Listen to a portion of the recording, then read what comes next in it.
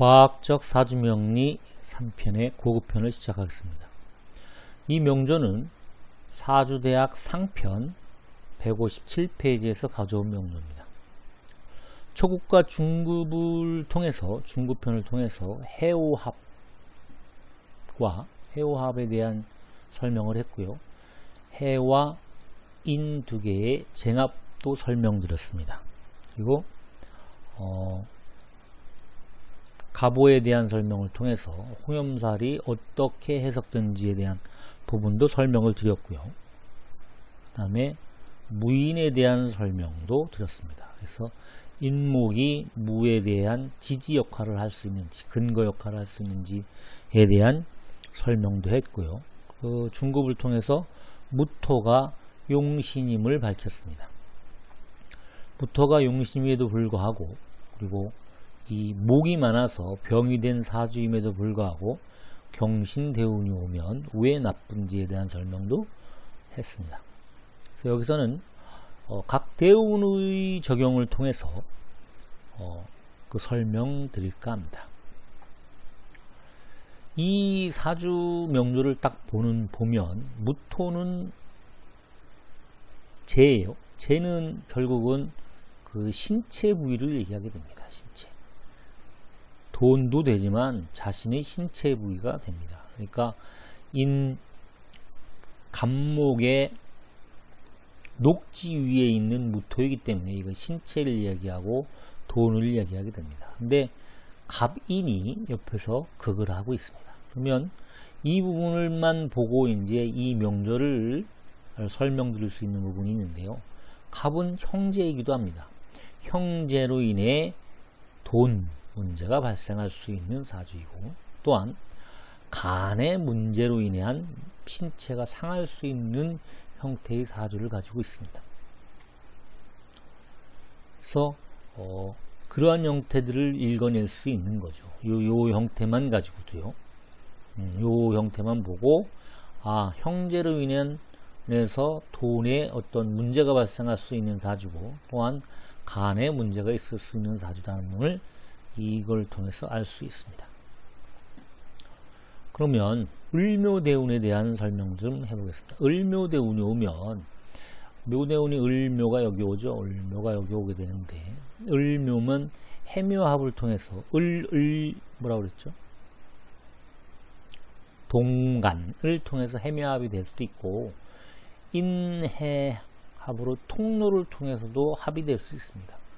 그래서 해묘합을 통해서 목기가 더 상당히 발달하게 돼요. 목기가 발달하게 되면 몸에 문제가 생길 수 있는 해입니다. 이 시에게는 제가 보면 상당히 건강상의 문제가 있었던 때로 보여지고, 돈에 대한 문제 또한 발생할 수 있는 때입니다. 그러므로 굉장히 어렵게 삶을 살았을 것으로 보여집니다. 그 다음에 병진대운에 들어오면, 이 병진대운에 들어오면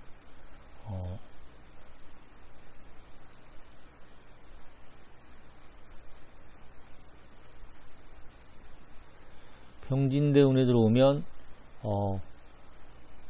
토를 생해주죠. 그리고 이때부터 뭐 어떤 좋은 일들이 있었을 것으로 보입니다. 진이 오면 여기에도 진해로 이렇게 이제 가죠. 진해로 하니까 이런 형태는 이제 진해가 이렇게 가면 을목 있지 않습니까? 을목은 동생으로 보여요. 그러니까 여동생의 진해가, 이 진해가 같이 모이면 어떤 형태가 됩니까? 귀문관살입니다. 귀문관살이 발생하니까 동생한테 굉장히 좀 안 좋은 일이 발생할 수 있는 형태입니다.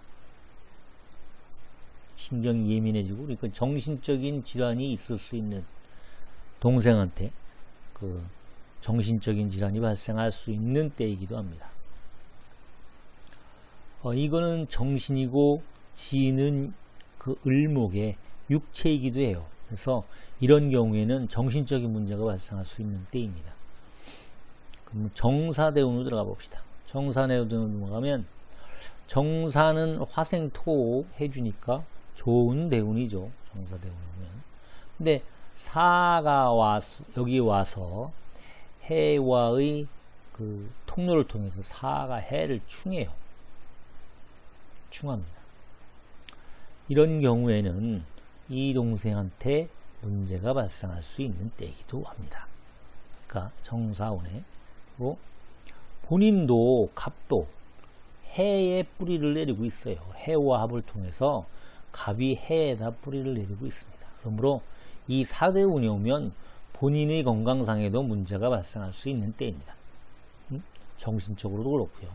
수생목한이 인수거든요. 인수는 정신적인 문제를 말씀드릴 수 있는 부분입니다. 그래서 사해 충이 되면 정신적인 문제가 발생할 수 있는 때이기도 합니다. 물론 대운상으로는 좋은 때예요. 그러니까 무오운도 또한 좋습니다. 무오운이 오면 해호합의 쟁합이 발생하게 됩니다. 쟁합이 발생하면 이때도 내 신체, 그러니까 소위 말하면 내 일지에 해당하는 가일지라고 그러죠. 가일지를 합하는 때이기 때문에 신체적으로는 약하게 될 수 있는 때입니다.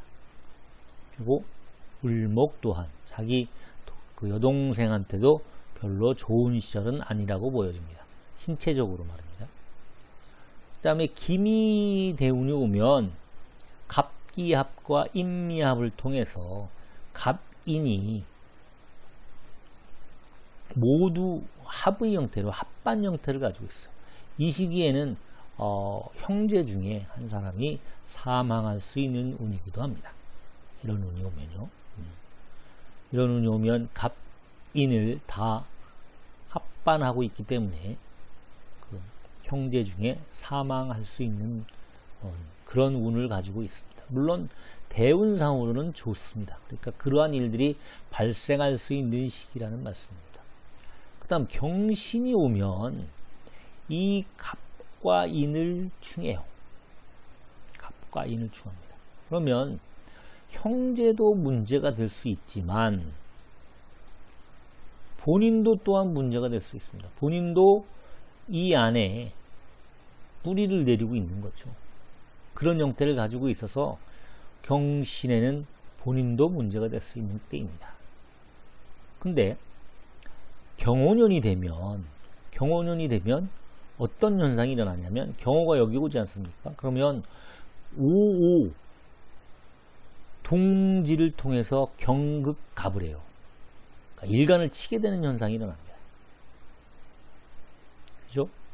경신이 와서 이 갑인을 쳐버리면 갑이 운행하고 있는 인에 뿌리를 두고 있는 부분이 없어져 버려요. 그래서 그 일간이 위험한데 경호년이 오면 이 갑마저 쳐집니다. 그리고 5와 해의 쟁합을 통해서 5해합이 발생해요. 가일지가 합반되는 현상이 일어나는 겁니다. 그러므로 이 시기에 해, 인, 갑 모두가 문제가 발생하고 있는 때인 겁니다.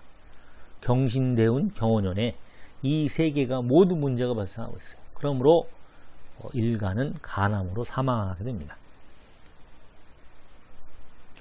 이와 같이 사망운의 경우에는 본인의 자리하고 있는 궁, 집이 파괴되고 그 다음에 일간에게 문제가 생길 경우엔 사망하게 되는 겁니다.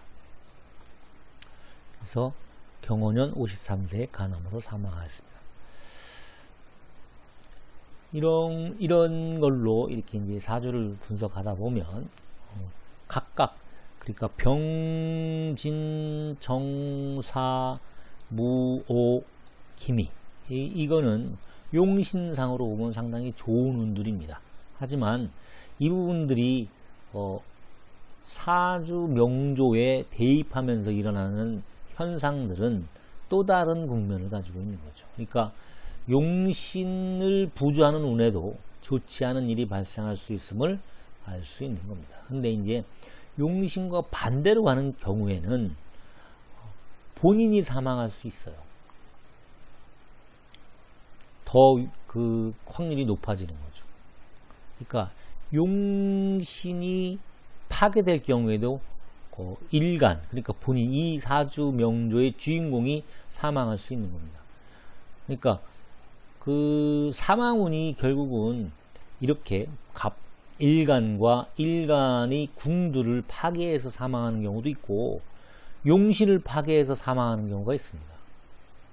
그러니까 일간이 사망하는, 그러니까 이 사주의 주인공이 사망하는 형태는 여러 가지가 있어요. 그러니까 뭐 신체가 갖고 있는 근거와 궁과 그 신체를 나타내는 천간이 떠 있는 것이 그 극되고 충되고 함으로 인해서 사망하는 경우가 있고요. 여러 가지 형태가 있습니다.